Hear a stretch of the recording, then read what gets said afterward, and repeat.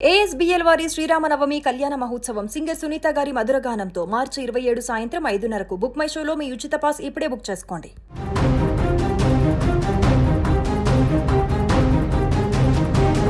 సాధారణంగా ప్రపంచ దేశాల మధ్య యుద్ధ వాతావరణం నెలకొంటే ఆ ప్రభావం నేరుగా బంగారు ధరలపై పడుతోంది.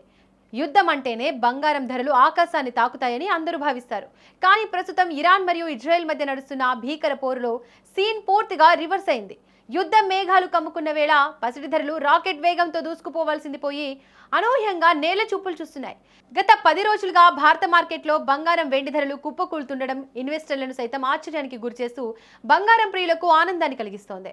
ముఖ్యంగా ఈ మార్చి నెలలో పసిడి ధరల పతనం ఆగడం లేదు. మార్చి 12వ తేదీన 24 క్యారెట్ల గ్రాము బంగారం ధర 16,222 ఉండగా కేవలం 10 రోజుల్లోనే అది భారీగా క్షీణించింది. మార్చి 21వ తేదీ నాటికి అదే గ్రాము బంగారం ధర 14,597కు చేరుకుంది.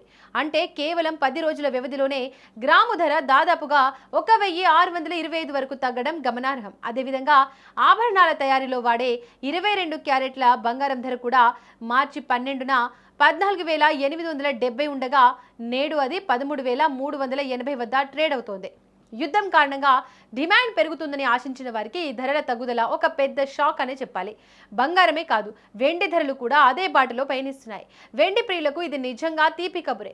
మార్చి 12న ఒక కేజీ వెండి ధర 2,90,000 పలకగా వరుసగా తగ్గుతూ వచ్చి మార్చి 21 నాటికి ఏకంగా 2,45,000కు పడిపోయింది. అంటే కేజీ వెండిపై 10 రోజుల్లోనే 45,000 భారీ వ్యత్యాసం కనిపించింది. ముఖ్యంగా మార్చి 19 నుంచి 21 మధ్య కాలంలోనే వెండి ధరలు అత్యంత వేగంగా పతనమయ్యాయి. మార్చి 21 ఒక్కరోజే కేజీ వెండిపై 10,000 రూపాయలు తగ్గడం మార్కెట్ వర్గాలను విస్మయానికి గురిచేస్తోంది.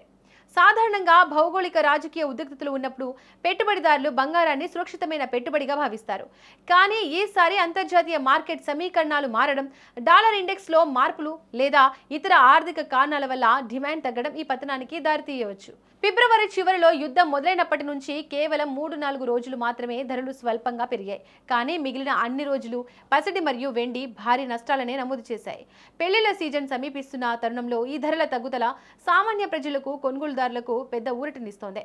మార్కెట్ నిపుణుల విశ్లేషణ ప్రకారం యుద్ధం ముదిరితే తప్ప ధరలు మళ్లీ పుంజుకునే అవకాశం తక్కువగా కనిపిస్తున్నాయి.